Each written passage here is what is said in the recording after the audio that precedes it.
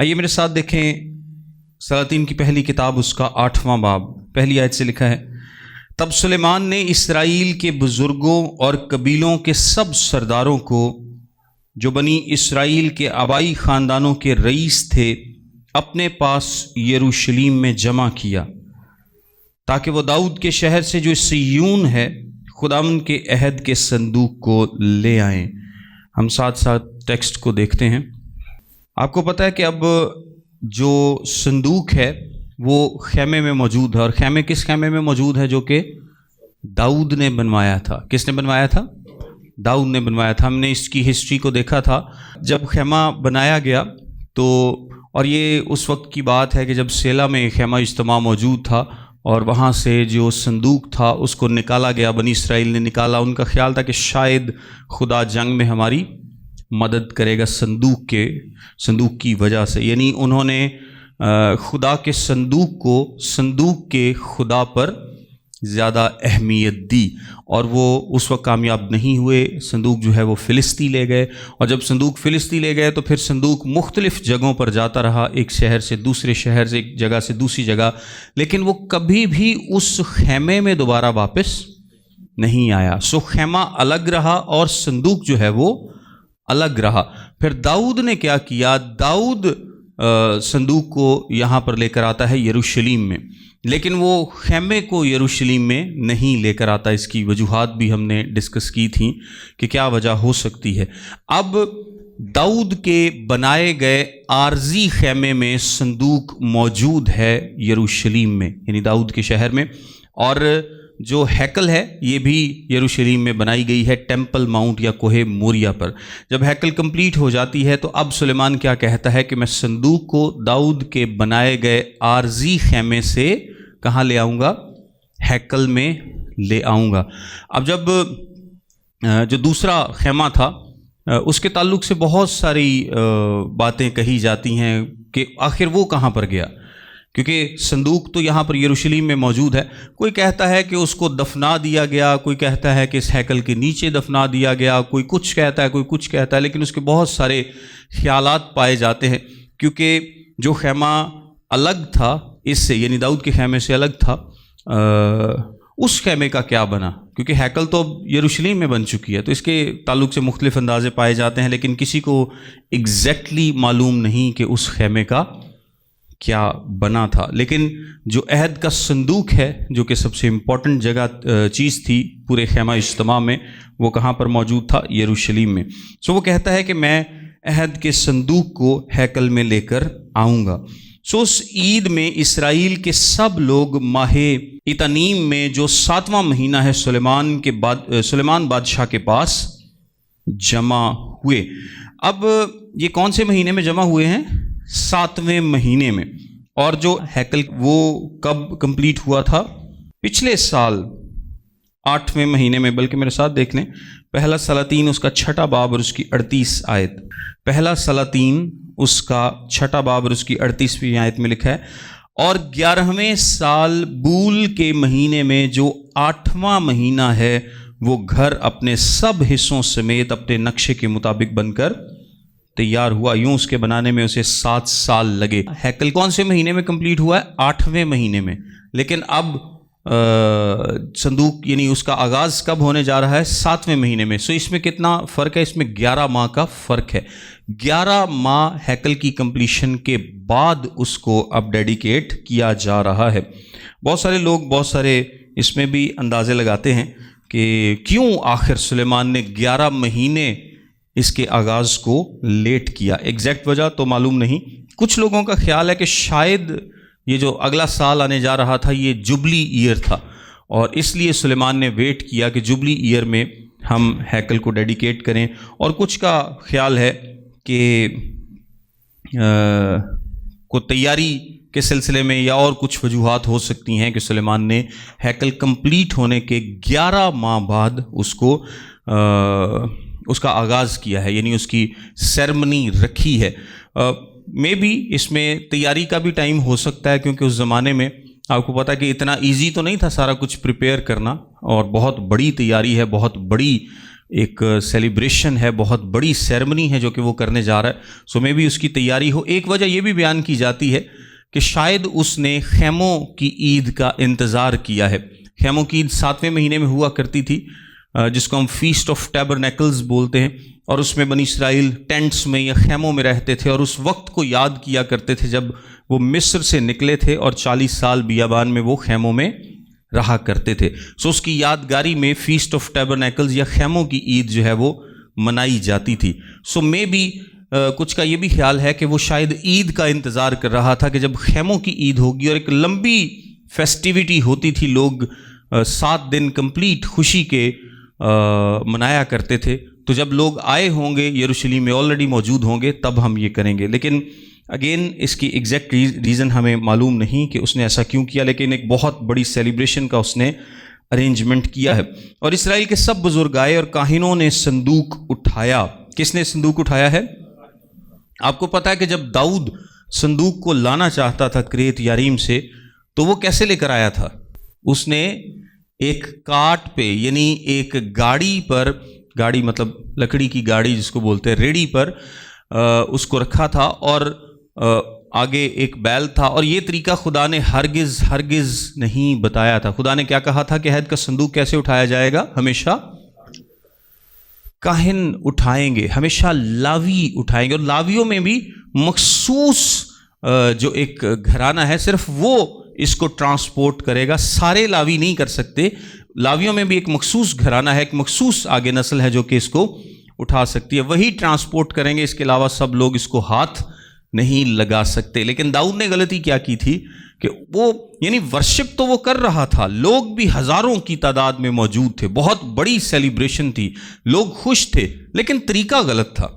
آپ کی انٹینشنز جتنی مرضی اچھی ہوں، آپ اگر غلط طریقے سے ورشپ کریں گے تو وہ خدا ان کو قابل قبول نہیں ہوگی. اس کی انٹینشن اچھی ہے کہ میں صندوق کو یروشلم لے کر آؤں اور ہم سب خوشی منائیں، ہم سب خداوند کے نام کو جلال دیں، لیکن اس کا طریقہ ٹھیک نہیں تھا، اس کا طریقہ خدا کے طریقے کے خلاف تھا. سو خدا نے اس وقت کیا کیا؟ آپ سب کو یاد ہوگا کہ جب بیل نے ٹھوکر کھائی تو وہ جو صندوق ہے وہ لگا کہ جیسے سلپ ہو کے اس کاٹ سے گر جائے گا. اور ایک شخص تھا جس کا نام عزا تھا. عزا نے کیا کیا؟ اس نے بڑھ کر اس کو تھام لیا. اب انٹینشن تو اس کی بھی اچھی تھی، لیکن اچھی انٹینشنز غلط کام کو جسٹیفائی کبھی نہیں کرتی. اس کی کیا انٹینشن تھی؟ اس کی انٹینشن تھی کہ صندوق کہیں گر نہ جائے. ہو سکتا ہے کہ میں اور آپ میں سے بھی اگر کوئی شخص ہوتا تو ایک دم سے ہم کیا کرتے؟ فوراً اس کو پکڑنے کی کوشش کرتے. لیکن آپ کو پتا ہے کہ کسی بھی شخص کو صندوق کو ہاتھ لگانا کتنا سختی سے منع تھا. آپ صندوق کو چھو نہیں سکتے تھے. ایون کہ جب صندوق اٹھایا جاتا تھا تو وہ چوبوں سے اٹھایا جاتا تھا، یعنی اس کے جس طرح یہ صندوق ہے تو 2 رنگز ادھر تھے، 2 رنگز ادھر تھے. ایک لکڑی ایسے گزاری جاتی تھی اور ایک لکڑی جو ہے وہ ایسے یہاں سے گزاری جاتی تھی، اور یہاں سے چاروں سائڈوں سے اس کو اٹھایا جاتا تھا. صندوق کو چھوا نہیں جاتا تھا. سو بڑی ریورنس کے ساتھ اس کو اٹھایا جاتا تھا. تو ایک کسی بھی شخص کا اس کو ہاتھ لگا دینا یہ شریعت کے خلاف تھا، خدا کے قانون کے خلاف تھا. سو اس نے اس کو ہاتھ لگایا اور خدا نے اس کو وہاں پر مار دیا تھا. لیکن اب کی بار سلیمان نے، آلدو کہ داؤد نے جب نیکسٹ اس کو پتہ چلا کہ میں نے یہ گناہ کیا ہے، تو اس نے نیکسٹ جب وہ لے کر آیا ہے تو پھر دوبارہ وہ صحیح طریقے سے اس کو لے کر آیا تھا، یعنی لاویوں نے ہی اٹھایا تھا. اور یہاں پر بھی لکھا ہے اور اسرائیل کے سب بزرگ آئے اور کاہنوں نے صندوق اٹھایا، یعنی انہوں نے وہی کام کیا ہے جو ان کو کرنا چاہیے تھا. اور وہ خداوند کے صندوق کو اور خیمہ اجتماع کو اور ان سب مقدس ظروف کو جو خیمے کے اندر تھے لے آئے. ان کو کاہن اور لاوی لائے تھے. اور یہ جو بات یہاں پہ لکھی ہے نا کہ ان ظروف کو، یہ جو خیمہ اجتماع میں ظروف تھے. اچھا، ظروف میں یا باقی خیمے کی چیزوں میں کون کون سی چیزیں تھیں؟ اس میں شمعدان تھا، اس میں بخور جلانے کی قربان گاہ تھی، اور اس میں روٹی کی جو پاک میز تھی، وہ 3 چیزیں تھیں کہ یہ وہ بھی وہاں سے لے آئے تھے. اور سلیمان بادشاہ نے اور اس کے ساتھ اسرائیل کی ساری جماعت نے جو اس کے پاس جمع تھی، صندوق کے سامنے کھڑے ہو کر اتنی بھیڑ بکریاں اور بیل ذبح کیے کہ ان کی کثرت کے سبب سے ان کا شمار یا حساب نہ ہو سکا. اور کاہن خداوند کے عہد کے صندوق کو اس کی جگہ پر اس گھر کی الہام گاہ میں، یعنی پاک ترین مکان میں عین کروبیوں کے بازوؤں کے نیچے لے آئے، کیونکہ کروبی اپنے بازوؤں کو صندوق کی جگہ کے اوپر پھیلائے ہوئے تھے، اور وہ کروبی صندوق کو اور اس کی چوبوں کو اوپر سے ڈھانکے ہوئے تھے۔ اگر آپ اوریجنل ڈیزائن دیکھیں تو اوریجنل ڈیزائن میں یہ والے کروبی نہیں تھے، یہ جو بڑے والے کروبی سلیمان نے بنایا نا، یہ تو 10-10 15-15 فٹ لمبے کروبی ہیں۔ اوریجنل ڈیزائن میں صندوق کے اوپر جو سرپوش تھا اس پر کروبی بنے ہوئے تھے، جن کا رخ آپس میں ایک دوسرے کی طرف تھا۔ آپ کو یاد ہوگا کہ جب ہم نے خیمہ اجتماع کو سٹڈی کیا تھا اور ہم نے یہ بات بھی اس میں دیکھی تھی کہ جو سرپوش بنایا گیا تھا، سرپوش کس کو بولتے ہیں؟ اتیاڑا ٹکنا۔ تو جب وہ صندوق کا جو کور ہے اس کو بنایا گیا تھا تو اس پر 2 کروبی بنائے گئے تھے جو کہ ایک دوسرے کو فیس کر رہے تھے۔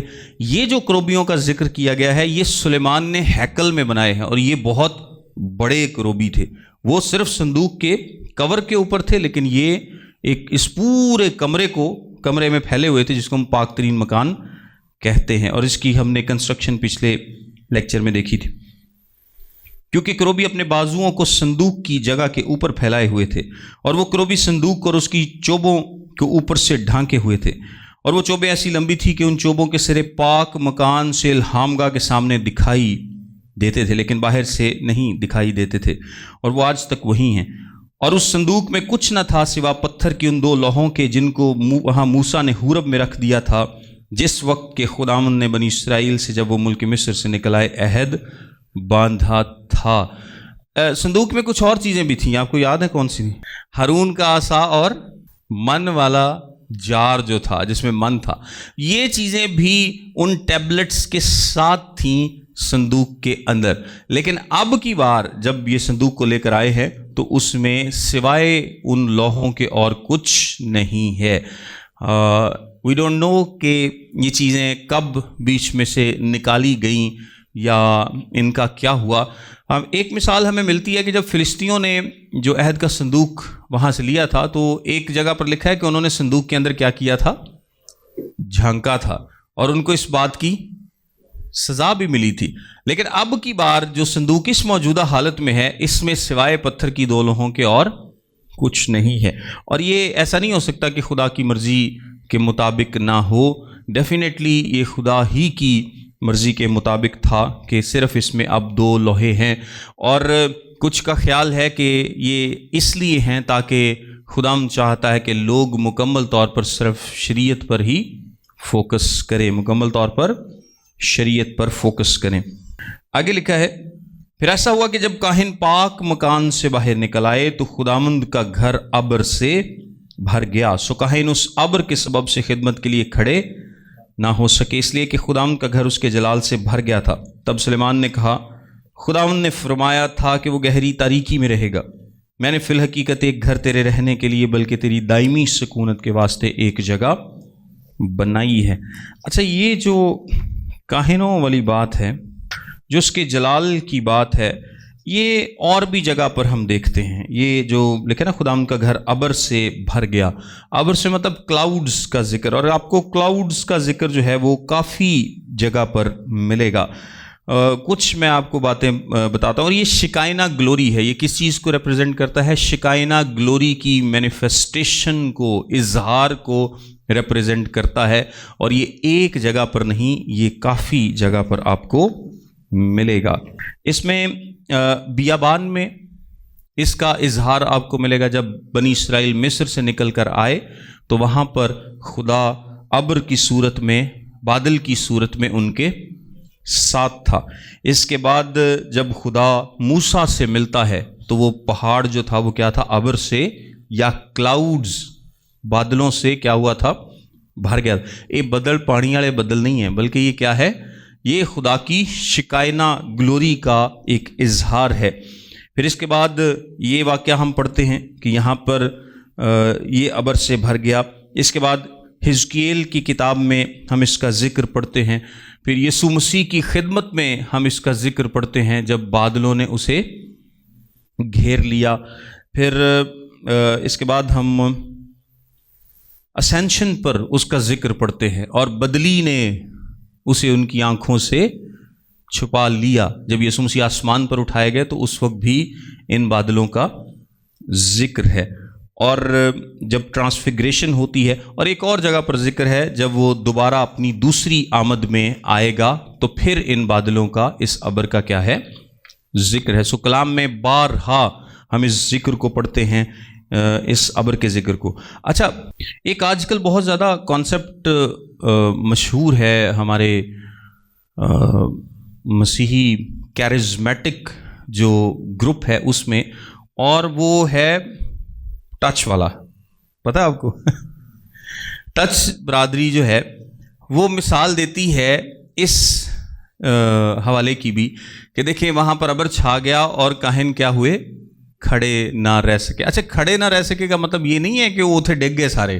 کھڑے نہ رہ سکے کا مطلب یہ ہے کہ وہ جو اپنی نارمل ڈیوٹیز کر رہے تھے وہ ان کو پرفارم نہ کر سکے۔ ڈیفینیٹلی خدا کی وہاں پر حضوری موجود ہے، اس کی فزیکل شکائنہ گلوری کی مینیفیسٹیشن وہاں پر موجود ہے، اور انسان کے اور خدا کے بیچ میں ایک بہت بڑا فرق کیا ہے، ہولینس کا، پاکیزگی کا۔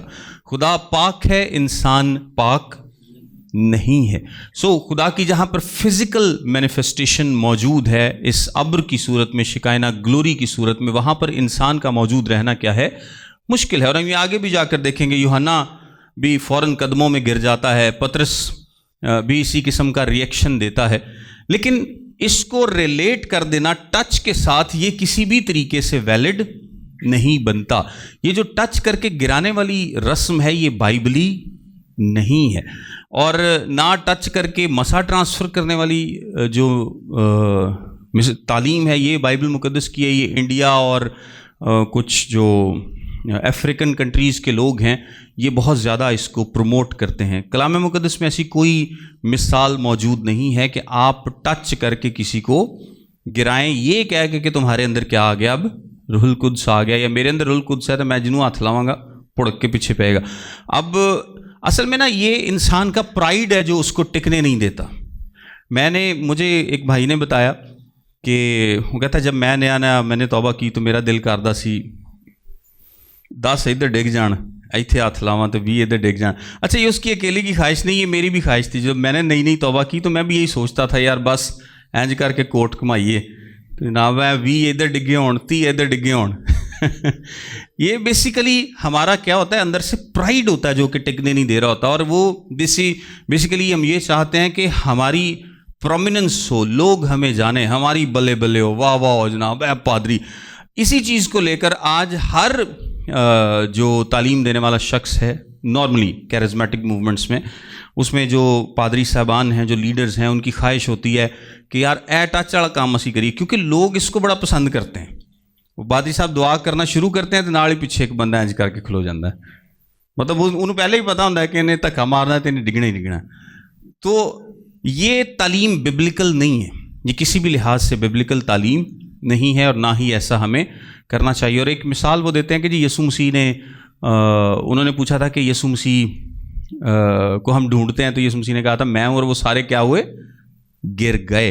حالانکہ وہ مثال یہاں پر اس لیے نہیں بنتی کیونکہ وہ سارے روح القدس سے معمور نہیں ہوئے تھے، بلکہ وہ سب یسوع مسیح کے دشمن تھے جو اس کو پکڑنے آئے تھے، اور وہاں پر یسوع مسیح کا ان کو گرانے کا مقصد یہ تھا۔ یسوع مسیح نے ان سے کہا تھا کہ اگر تم مجھے ڈھونڈتے ہو تو ان کو جانے دو۔ کن کو جانے دو؟ میرے شاگردوں کو جانے دو۔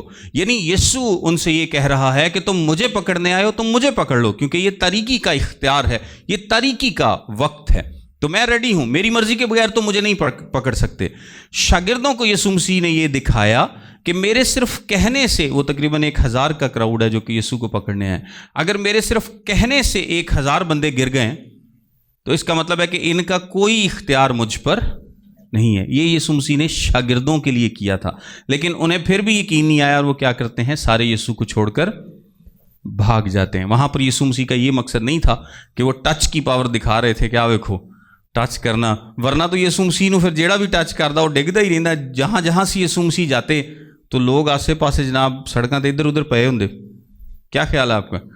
کیونکہ اس کے اندر سے تو قوت نکلتی تھی، اس کے اندر تو قوت موجود تھی، لیکن کلام مقدس میں ایسی کوئی مثال نہیں ہے کہ جناب جڑا یسوع کو آندا سی اوتھے ڈگدا ہی جا کے، ایسا ہرگز نہیں تھا۔ سو اس کے پیچھے انسان کا پرائیڈ ہے جو کہ اس کو ٹکنے نہیں دیتا۔ خیر آگے لکھا ہے پھر ایسا ہوا کہ جب کاہن پاک مکان سے باہر نکل آئے تو خداوند کا گھر ابر سے بھر گیا، سو کاہن اس ابر کے سبب سے خدمت کے لیے کھڑے نہ ہو سکے، اس لیے کہ خداوند کا گھر اس جلال سے بھر گیا تھا۔ تب سلیمان نے کہا، خداوند نے فرمایا تھا کہ وہ گہری تاریکی میں رہے گا، میں نے فی الحقیقت ایک گھر تیرے رہنے کے لیے بلکہ تیری دائمی سکونت کے واسطے ایک جگہ بنائی ہے۔ پھر آگے سلیمان قوم سے خطاب کرتا ہے، اور بادشاہ نے اپنا منہ پھیرا اور اسرائیل کی ساری جماعت کو برکت دی، اور اسرائیل کی ساری جماعت کھڑی رہی، اور اس نے کہا کہ خداوند اسرائیل کا خدا مبارک ہو، جس نے اپنے منہ سے میرے باپ داؤد سے کلام کیا اور اسے اپنے ہاتھ سے یہ کہہ کر پورا کیا کہ جس دن سے میں اپنی قوم اسرائیل کو مصر سے نکال لایا، میں نے اسرائیل کے سب قبیلوں میں سے کسی شہر کو نہیں چنا کہ ایک گھر بنایا میرا نام وہاں ہو، پر میں نے داؤد کو چن لیا کہ وہ میری قوم اسرائیل کا حاکم ہو، اور میرے باپ داؤد کے دل میں تھا کہ خداوند اسرائیل کے خدا کے نام کے لیے ایک گھر بنائے، لیکن خداوند نے میرے باپ داؤد سے کہا، چونکہ میرے نام کے لیے ایک گھر بنانے کا خیال تیرے دل میں تھا، سو تو نے اچھا کیا کہ اپنے دل میں ایسا ٹھانا، تو بھی تو اس گھر کو نہ بنانا، بلکہ تیرا بیٹا جو تیرے صلب سے نکلے گا وہ میرے نام کے لیے گھر بنائے گا، اور خداوند نے اپنی بات جو اس نے کہی تھی قائم کی ہے، کیونکہ میں اپنے باپ داؤد کی جگہ اٹھا ہوں، اور جیسا خداوند نے وعدہ کیا تھا میں اسرائیل کے تخت پر بیٹھا ہوں، اور میں نے خداوند اسرائیل کے خدا کے نام کے لیے اس گھر کو بنایا ہے، اور میں نے وہاں ایک جگہ اس صندوق کے لیے مقرر کر دی ہے جس میں خداوند کا وہ عہد ہے جو اس نے ہمارے باپ دادا سے جب وہ ان کو ملک مصر سے نکال لایا باندھا تھا۔ 22ویں آیت میں لکھا ہے، اور سلیمان نے اسرائیل کی ساری جماعت کے روبرو خداوند کے مذبح کے آگے کھڑے ہو کر اپنے ہاتھ آسمان کی طرف پھیلائے۔ اب سلیمان دعا کرنے لگا ہے، اور اس کی دعا کا پوسچر کیا ہے؟ وہ کھڑا ہوتا ہے اور اپنے ہاتھ آسمان کی طرف پھیلاتا ہے اور کہا، خداوند اسرائیل کے خدا تیری مانند نہ تو اوپر آسمان میں نہ نیچے زمین پر کوئی خدا ہے، تو اپنے ان بندوں کے لیے جو تیرے حضور اپنے سارے دل سے چلتے ہیں عہد اور رحمت کو نگاہ رکھتا ہے۔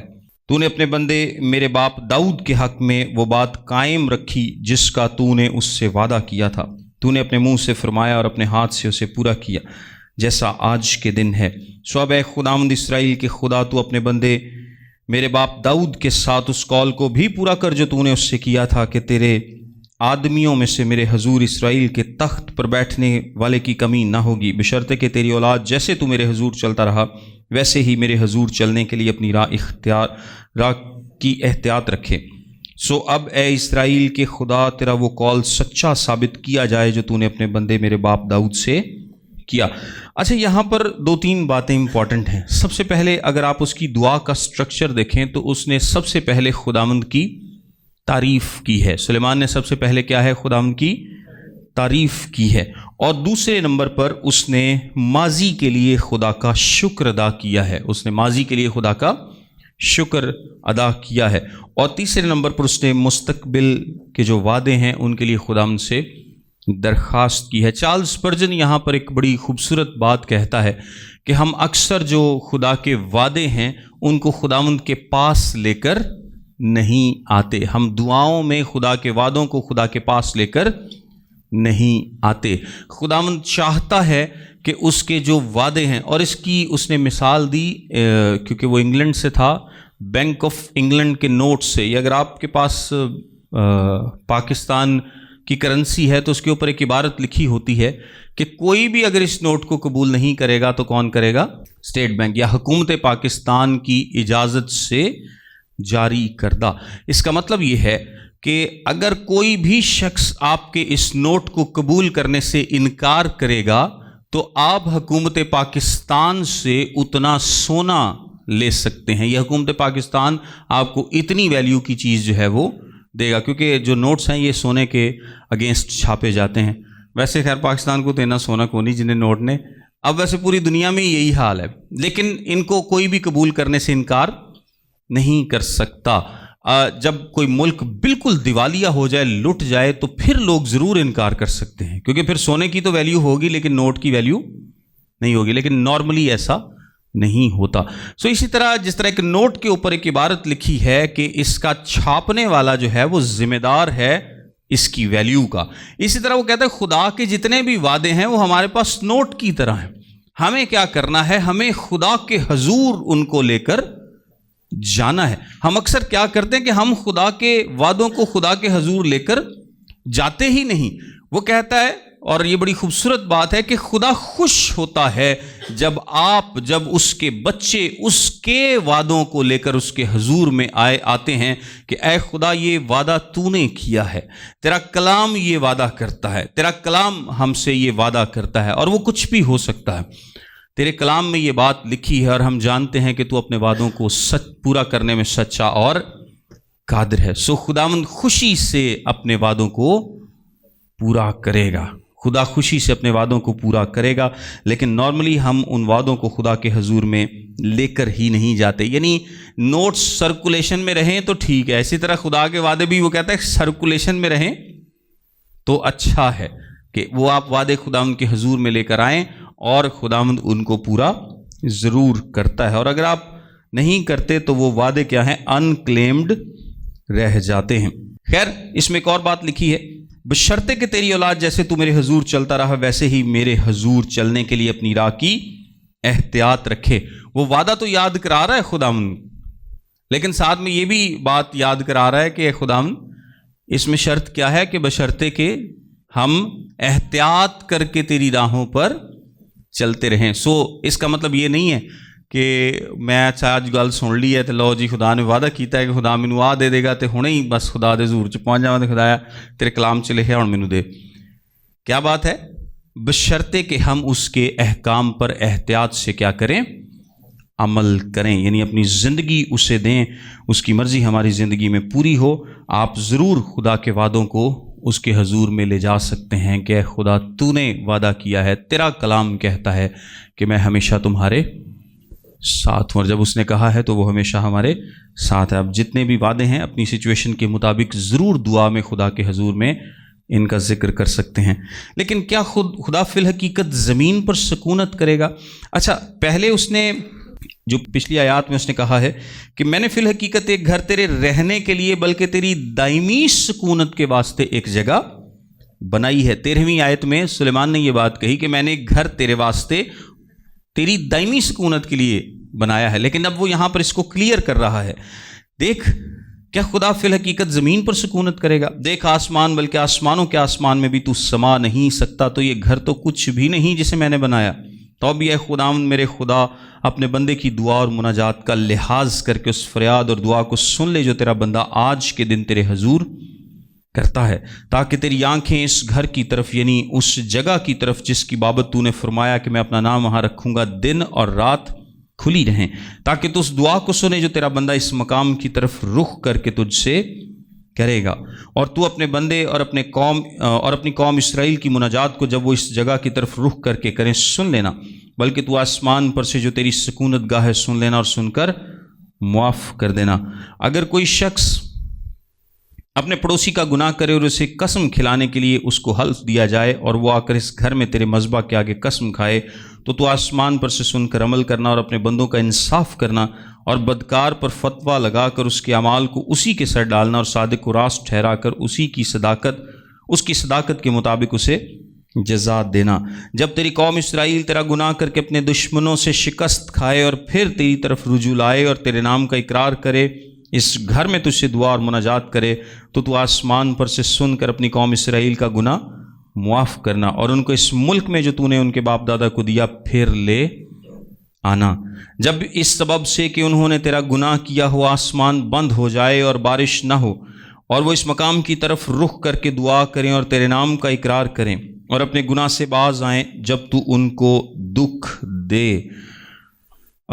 اس میں آپ اگر ایک بات نوٹ کریں تو یہ جو آسمان کا بند ہونا ہے، بارش کا نہ ہونا ہے، یہ کس چیز کو ظاہر کر رہا ہے؟ کہ جب بنی اسرائیل اپنے گناہ کی وجہ سے خداوند کی تنبیہ کو، اس کی سزا کو قبول کریں، تو یعنی خداوند ان کو سزا دے، تو آسمان پر سے سن کر اپنے بندوں اور اپنی قوم اسرائیل کا گناہ معاف کر دینا، کیونکہ تو ان کو اس اچھی راہ کی تعلیم دیتا ہے جس پر ان کو چلنا فرض ہے، اور اپنے ملک پر جسے تو نے اپنی قوم کو میراث کے لیے دیا ہے می برسانا۔ اگر ملک میں کال ہو، اگر وبا ہو، اگر باد سموم یا گروئی یا ٹڈی یا کملا ہو، یا ان کے دشمن ان کے شہروں کے ملک میں ان کو گھیر لیں، غرض کیسی ہی بلا، کیسا ہی روگ ہو، تو جو دعا اور مناجات کسی ایک شخص یا تیری قوم اسرائیل کی طرف سے ہو، جن میں سے ہر شخص اپنے دل کا دکھ جان کر اپنے ہاتھ اس گھر کی طرف پھیلائے، تو آسمان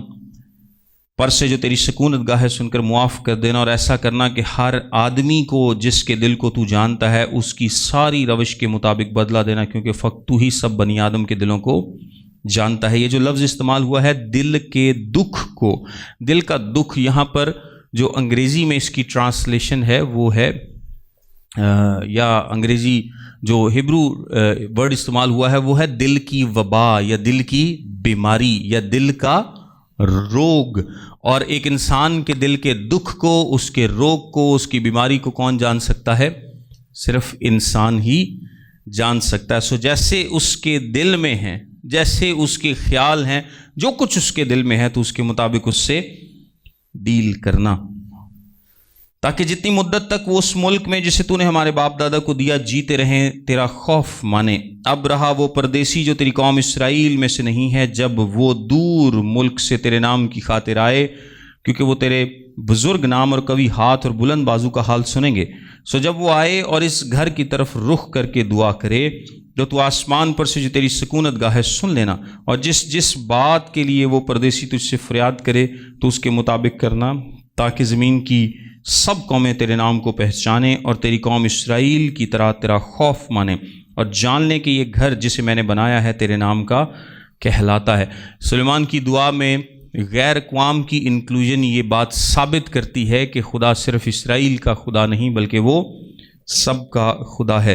لیکن آپ کو پتہ ہے کہ اسرائیل نے اسی ہیکل میں جب اس کو بڑا کیا گیا تو اس میں جو غیر اقوام کے احاطے تھے، وہاں پر غیر اقوام کے لیے جگہ بنائی گئی تھی کہ وہ آ کر خداوند سے دعا کر سکیں، اسے پکار سکیں۔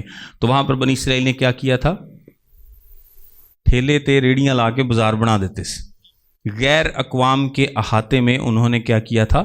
بازار لگا دیے تھے، مارکیٹ لگا دی تھی، اور جب یسوع مسیح وہاں پر جاتے ہیں تو وہ کوڑا بنا کر ان تمام لوگوں کو وہاں سے نکالتے ہیں۔ کلام مقدس میں لکھا ہے، یسوع مسیح نے کہا کہ لکھا ہے میرا گھر دعا کا گھر کہلائے گا، مگر تم اسے ڈاکوؤں کی کھو بناتے ہو۔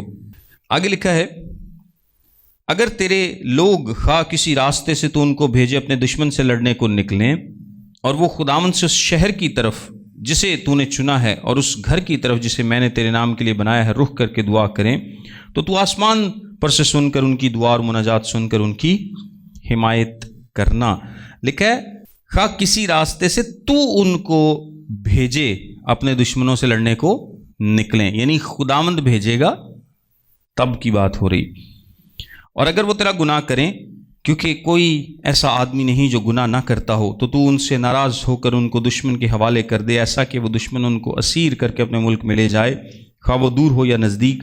تو بھی اگر وہ اس ملک میں جہاں وہ اسیر ہو کر پہنچائے گئے ہوش میں آئیں اور رجوع لائیں اور اپنے اسیر کرنے والوں کہ ملک میں تجھ سے مناجات کریں اور کہیں کہ ہم نے گناہ کیا، ہم ٹیڑھی چال چلے اور ہم نے شرارت کی، سو اگر وہ اپنے دشمنوں کے ملک میں جو ان کو اسیر کر کے لے گئے اپنے سارے دل اور اپنی ساری جان سے تیری طرف پھریں اور اپنے ملک کی طرف جو تو نے ان کے باپ دادا کو دیا اور اس شہر کی طرف جسے تو نے چن لیا اور اس گھر کی طرف جو میں نے تیرے نام کے لیے بنایا ہے رخ کر کے تجھ سے دعا کریں، تو آسمان پر سے جو تیری سکونت گاہ ہے ان کی دعا اور مناجات سن کر ان کی حمایت کرنا، اور اپنی قوم کو جس نے تیرا گناہ کیا اور ان کی سب خطاؤں کو جو ان سے تیرے خلاف سرزد ہوں معاف کر دینا، اور ان کے اسیر کرنے والوں کے آگے ان پر رحم کرنا تاکہ وہ ان پر رحم کریں، کیونکہ وہ تیری قوم اور تیری میراث ہیں جسے تو مصر سے لوہے کے بھٹے کے بیچ میں سے نکال لایا۔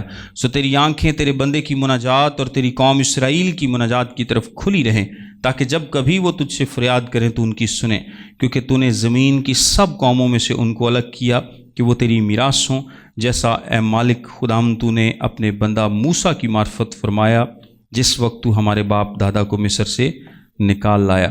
اور ایسا ہوا کہ جب سلیمان خداوند سے یہ سب مناجات کر چکا تو وہ خداوند کے مذبح کے سامنے سے جہاں وہ اپنے ہاتھ آسمان کی طرف پھیلائے ہوئے گھٹنے ٹیکے تھا اٹھا۔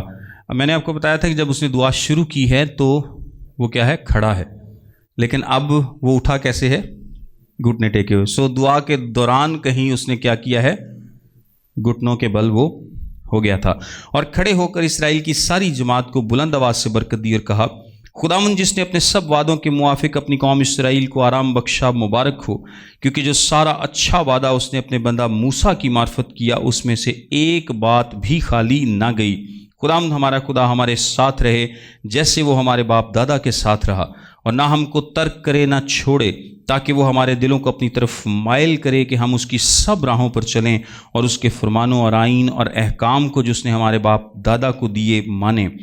اور یہ باتیں جن کو میں نے خداوند کے حضور مناجات میں پیش کیا ہے، دن اور رات خداوند ہمارے خدا کے نزدیک رہیں، تاکہ وہ اپنے بندے کی داد اور اپنی قوم اسرائیل کی داد ہر روز کی ضرورت کے مطابق دے، جس سے زمین کی سب قومیں جان لیں کہ خداوند ہی خدا ہے اور اس کے سوا اور کوئی نہیں. سو تمہارا دل آج کی طرح خداوند ہمارے خدا کے ساتھ اس کے آئین پر چلنے اور اس کے حکموں کو ماننے کے لیے کامل رہے. اور بادشاہ نے اور اس کے ساتھ سارے اسرائیل نے خداوند کے حضور قربانی گزرانی، اور سلیمان نے جو سلامتی کے ذبیحوں کی قربانی خداوند کے حضور گزرانی، اس میں اس نے 22,000 بیل اور 1,20,000 بھیڑیں چڑھائیں. یوں بادشاہ نے اور سب بنی اسرائیل نے خداوند کا گھر مخصوص کیا.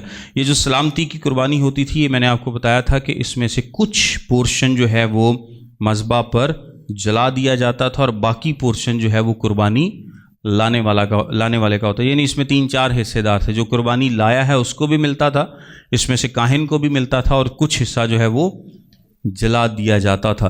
جو یہ سلامتی کی قربانی، جو سوختنی قربانی ہے، مکمل طور پر مذبح پر جلا دی جاتی تھی. سلامتی والیاں کاہناں نوں پسند سی کیونکہ ਉਹਦੇ ਚ ਉਹਨਾਂ ਨੂੰ لابدہ سی حصہ.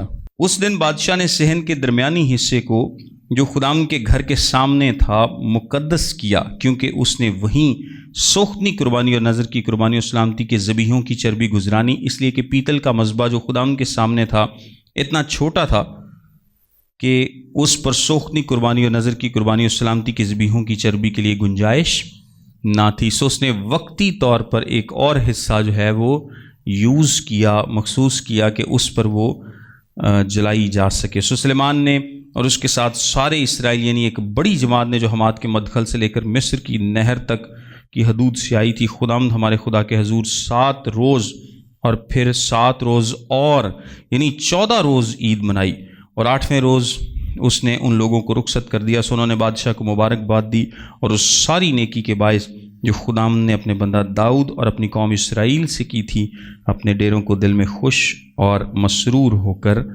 لوٹ گئے. آمین.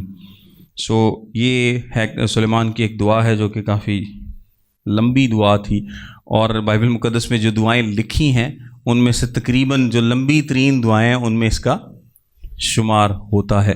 اور بھی یہ کافی ساری کلام مقدس میں دعائیں ہیں، لیکن یہ دعا ان میں سے کافی لمبی تھی. God bless you all.